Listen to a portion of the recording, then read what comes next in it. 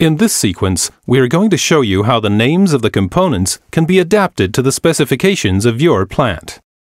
We will set up the hardware configuration of the S7400 automation system and the ET200M distributed I/O system, along with defining the symbolic addressing of the signals for the individual input-output modules. In the new multi-project, the wizard has created a SIMATIC station, which will now be configured in the component view. First, the name of the PC station is adapted to the name of the PC. This helps to simplify engineering in distributed automation solutions with several OS servers. Now the computer is configured with hwconfig. This integrated part of PCS 7 allows you to configure PC stations and automation systems. The configuration is carried out according to the previous basic PC configuration in what we call the Station Configuration Editor. A WinCC application has already been inserted in Index 1. The Ethernet adapter is inserted in Index 5. The address is entered in the Ethernet adapter properties.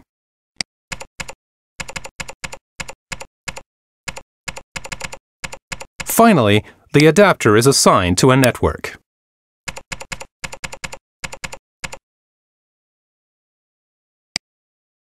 The configuration is now completed. It is compiled and downloaded.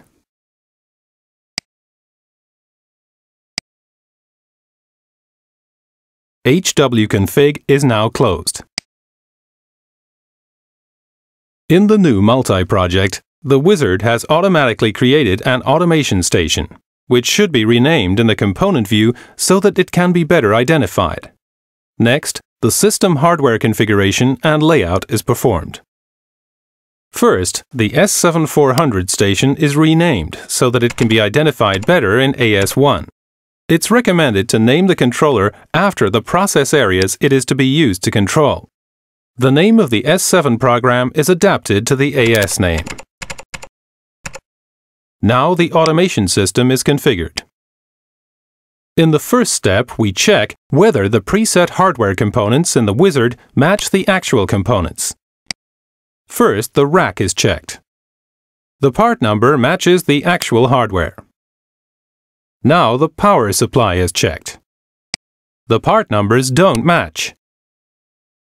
For this reason, those part numbers are replaced by those of the actual modules used in the system. The configured CPU matches the actual component. Next, a communications processor CP443-1 is inserted for Ethernet communication. Now, various settings are defined in the Properties dialog. First, the ISO protocol is activated, and the MAC address is entered. The IP protocol is not used. For this reason, it is deactivated. Finally, the communications processor is assigned to the system bus network. The CP443-5 extended is configured for access to the Profibus. Again, some adjustments are made in the Properties dialog. The first step is to create a new Profibus string, which will have the name DP1. The last step is to open the Properties dialog with the right mouse button and to set the CP operating mode to DP Master.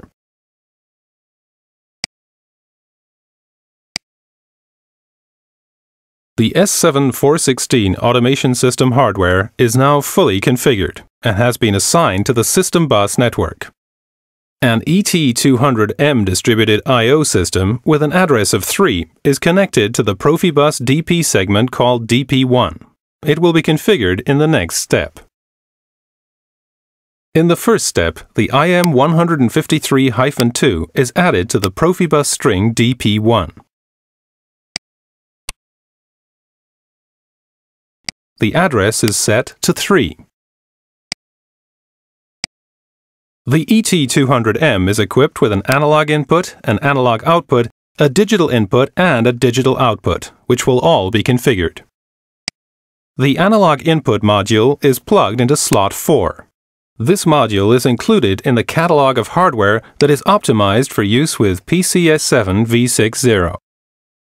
The analog output module is plugged into slot 5. This module is included in the standard hardware catalog. In this profile, you can find all modules that are supported by and are compatible with SIMATIC PCS 7. However, we recommend that you work with the PCS7 v60 catalog, since it contains the subset of available hardware modules that are optimized for use with PCS7 v60, and therefore enables you to work more efficiently. The digital input module is included in the PCS7 v60 catalog. It is plugged into slot 6. The last module to be configured is the digital output module in slot 7. In the hardware configuration, the IM153-2 interface for the ET200M distributed I/O system was inserted into the rack and communication was set up. The ET200M rack was expanded with analog and digital input-output modules based on the hardware that is to be used on the project. In order to use symbolic addressing of I/O throughout the configuration, instead of rack slot channel numbers or memory locations, each address is given a unique symbolical name and comment in the Edit Symbols dialog. The Edit Symbols dialog is activated to enter the symbols. The symbol name PVIN of controller 1 is entered in the first line as well as in the comment column. This is done by copying the symbol name to the clipboard and pasting it into the comment field. The corresponding symbol name of controller 2 is entered in the second line as well as in the comment column. The corresponding symbol name of the current value of the manipulated variable controller 1 is entered in the third line as well as in the comment column. The corresponding symbol name of controller 2 is entered in the fourth line as well as in the comment column. The dialog is completed by clicking OK. The symbolic names of the analog input signals have been defined and assigned to the channels of the module. Next, the symbolic addressing of the analog output module's channels will be assigned. Again, the Edit Symbols dialog is opened for entering the symbols. The symbol name of the controller 2 output is entered in the first line as well as in the comment column. The corresponding output of controller 2 is entered in the second line as well as in the comment column.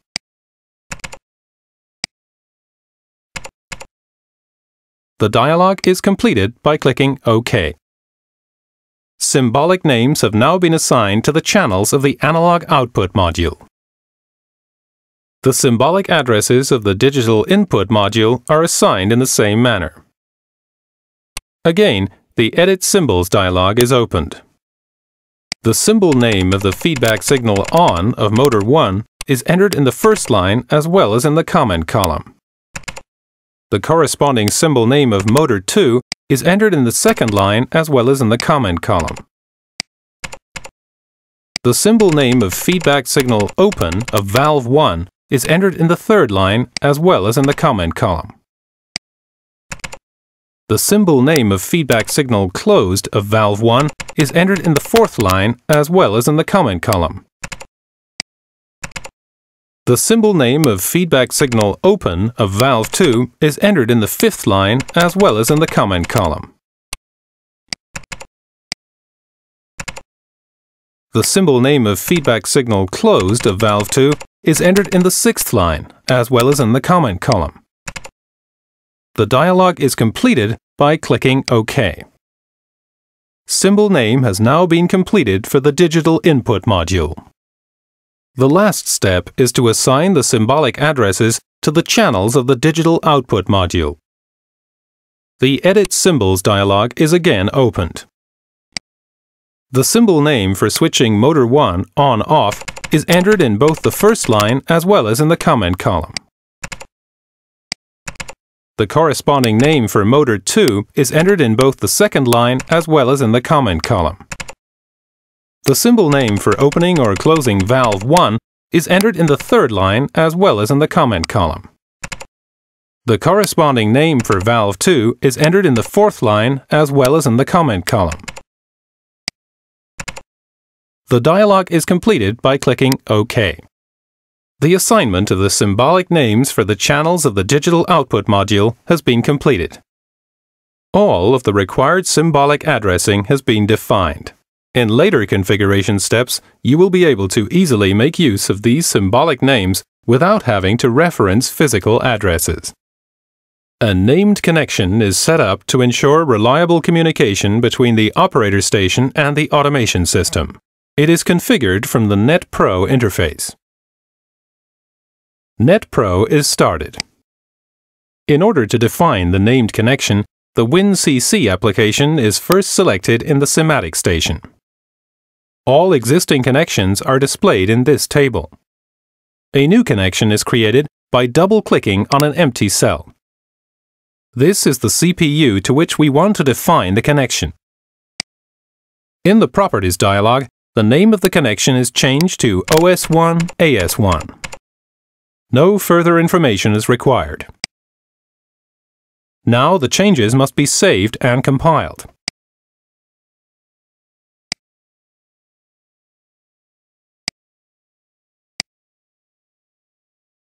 The compilation has been carried out without errors. Now the hardware configuration and the named connection are loaded into the AS. The AS is selected with the left mouse button and is then loaded.